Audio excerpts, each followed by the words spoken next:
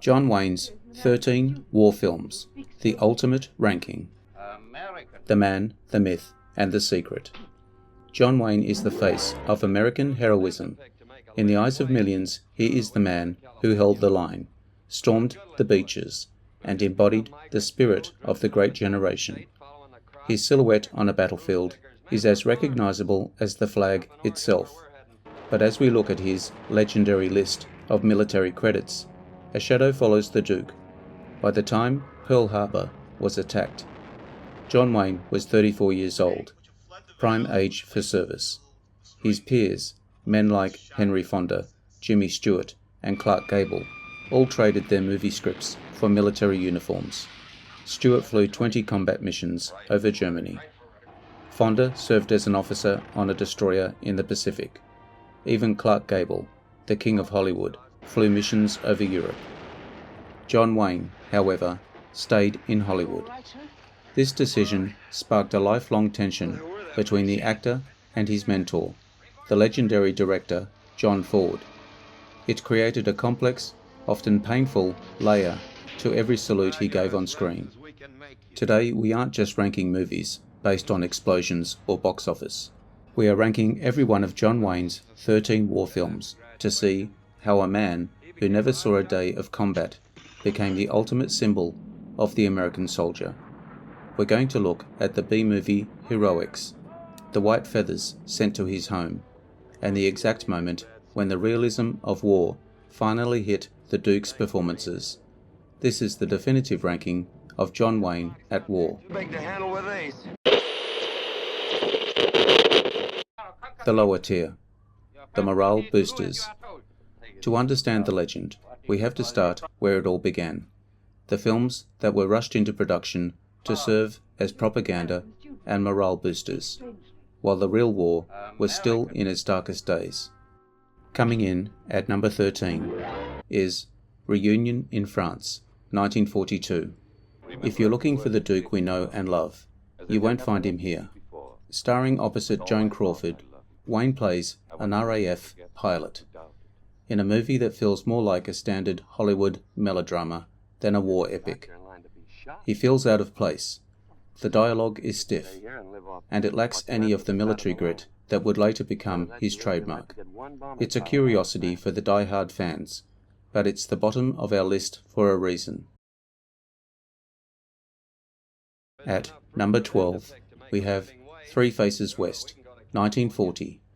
Released just as the war was descending into chaos. This film isn't a battle movie in the traditional sense. Wayne plays a farmer, helping Austrian refugees, including a doctor played by Charles Coburn, flee the Nazi regime.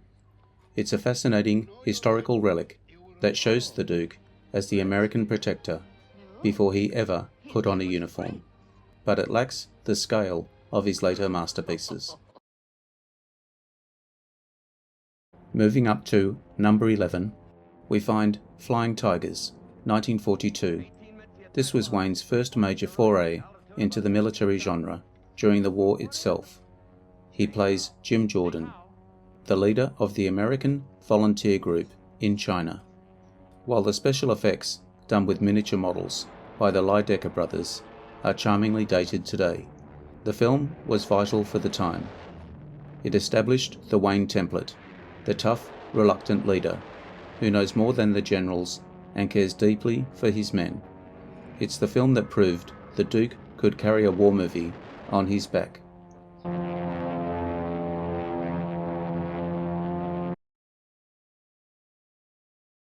At number 10, we rank The Fighting Seabees, 1944. This is a crucial entry because it marks the birth of the stubborn Duke.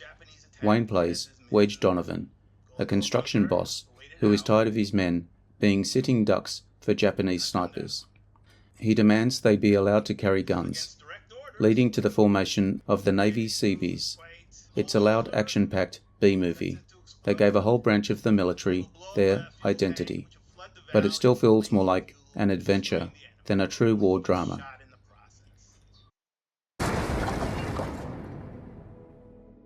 The mid-tier, the hardening of the Duke. As the war entered its final years, the tone of Wayne's films began to shift. The rah-rah propaganda was replaced by something a bit darker and more technical. Coming in at number 9 is Operation Pacific, 1951. While released after the war, this film looks back at the submarine service. Wayne plays Pop Perry, a commander obsessed with fixing faulty torpedoes. It's a very technical, atmospheric film that captures the claustrophobia of a sub, but it ranks in the middle because it feels a bit formulaic. It has all the Duke's signature moves, but it doesn't quite reach the emotional heights of what's coming next. So far, so good. She might sweat a little. Atta boy, let her sweat. At number 8, we have Flying Leathernecks, 1951. This was a big-budget, Technicolor production that united Wayne with director Nicholas Ray. Wayne plays a strict Marine major who pushes his pilots to the limit. It's a classic tough love story, but it's significant because it marks the first time we see Wayne playing an older, more weary leader, a man who carries the weight of the casualties he's responsible for. Nice work. Prepare the pancake. Check your fuel. And rounding out our first half at number 7 is Back to Bataan, 1945. This is where the Hollywood polish finally starts to wear off. Filmed while the war in the Pacific was still active. It tells the story of the guerrilla resistance in the Philippines. The production used real-life survivors of the Bataan Death March in the final scenes. And you can see the impact on Wayne. His performance is stripped down and gritty. He isn't playing a star here. He's playing a man trying to survive a nightmare. It sets the stage for the masterpieces that would define the rest of his career. The psychological bridge, the draft burden. But as we prepare to enter the top 6, we have to look at what was happening to John Wayne off camera. By 1945, the pressure on him was at breaking point. While he was playing a hero on screen, he was being bombarded with letters from the public, and even his own family, asking why he wasn't over there. He was receiving white feathers in the mail, a traditional sign of a coward. This wasn't just a PR problem, it was a soul problem. Every time he put on a costume for a movie, like Back to Bataan, he knew he was wearing a uniform he hadn't earned. This guilt, this desperate need to prove he was a patriot, is what changed his acting. In the early films, he was just a lead actor. In the top 6, he becomes a man on a mission to justify his own legend. That tension is exactly why the next few films aren't just movies. They are some of the greatest pieces of military cinema ever made.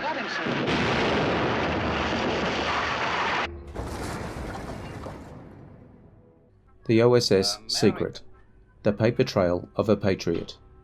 Before we reveal the top 6, let's address something we teased earlier. For decades, people have asked the same question. Why didn't John Wayne serve in World War II? The simple answer is complicated. Wayne wanted to enlist. In 1943, he actually applied to join the OSS, the Office of Strategic Services, the forerunner to the CIA.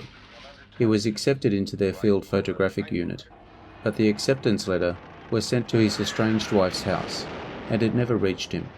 By the time he found out, the studio had already filed for his occupational deferment. Republic Pictures head, Herbert Yates, saw Wayne as his biggest asset. He argued that Wayne was more valuable making morale-boosting films than carrying a rifle. When Wayne pushed back and threatened to enlist anyway, the studio made it clear he would face serious legal and career consequences. Wayne spent the rest of his life carrying the weight of that missed opportunity.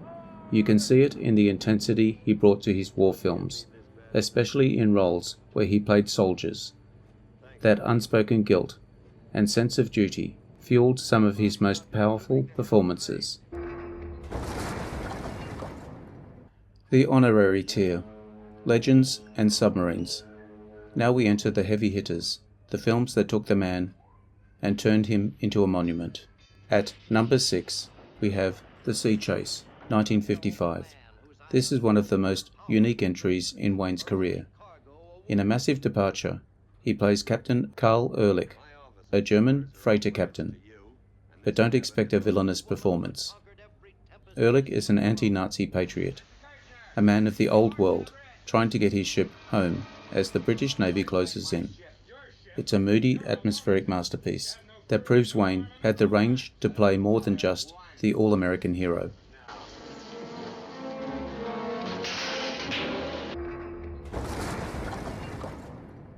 At number 5 we find The Green Berets, 1968. This is easily the most controversial film on our list. Released during the height of the Vietnam War, critics at the time hated it, calling it a cowboy movie in the jungle. But for the veterans who were actually there, it was one of the few films that didn't treat them as villains. Wayne co-directed this because he felt the American soldier was being unfairly targeted by the media. Regardless of your politics, the film is a fascinating look at Wayne's personal conviction. He was battling lung cancer while filming. Yet he insisted on doing his own stunts to show support for the troops. I think Puff broke their back. We can probably move in there tomorrow. Good. God willing, and the river don't rise.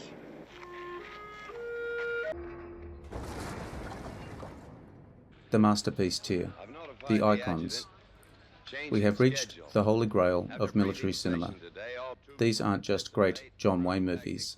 These are some of the greatest war films ever made. At number 4, we have The Longest Stay, 1962. This was the most ambitious war movie of its time, featuring an international cast of legends. Wayne plays Lieutenant Colonel Benjamin van der Groot of the 82nd Airborne. Even though Wayne was in his 50s, playing a man in his 20s, his presence is the gravity that holds the film together. When he lands on D-Day with a broken ankle and refuses to leave the line, it's the ultimate embodiment of the American can-do spirit. It's the definitive epic of the 20th century.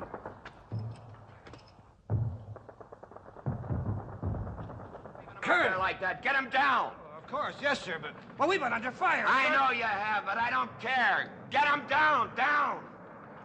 No one of those boys left up there. Coming in at number 3 is The Wings of Eagles, 1957. This is a deeply personal film, directed by John Ford. Wayne plays Spig Weed, a real-life naval aviator who was paralyzed in an accident and became a screenwriter to help the war effort from his wheelchair. It's a heartbreaking, triumphant performance that shows the Duke at his most vulnerable. It's the film where the macho image cracks, revealing the wounded human underneath. Well, these big combat carriers are still the... 9 minutes, 56 seconds.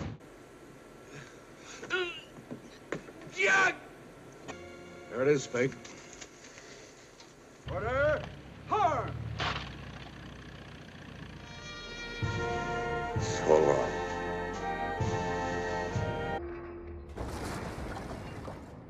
At number 2 we have They Were Expendable, 1945. This is the film where director John Ford finally broke the Duke. As we mentioned, Ford was a real Navy commander and treated Wayne like a slacker on set. He humiliated Wayne in front of the crew, questioned his courage. The result? The most disciplined, respectful, and haunting performance of Wayne's career. It's a poetic look at the PT boat cruise in the Pacific, and it remains a masterpiece of cinematography and somber storytelling.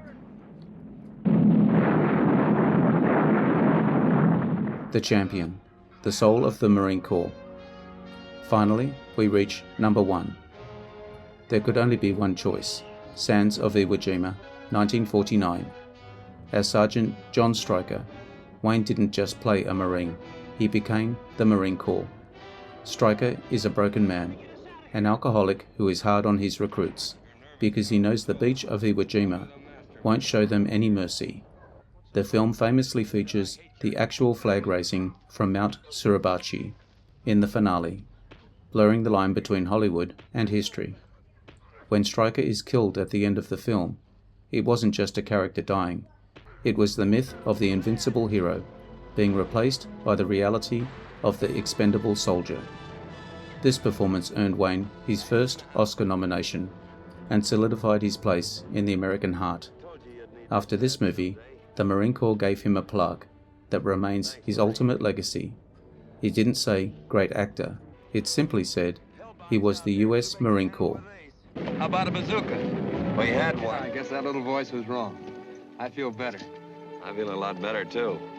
Matter of fact, I never felt so good in my life. I want a cigarette.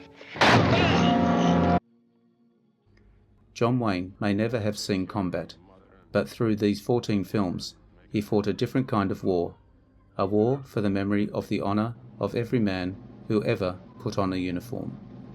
Which of these 4 is your personal favorite? Is it the grit of Iwo Jima or the epic scale of The Longest Day? Let me know in the comments below. Thanks from Talking Movies, and I'll see you in the next screening.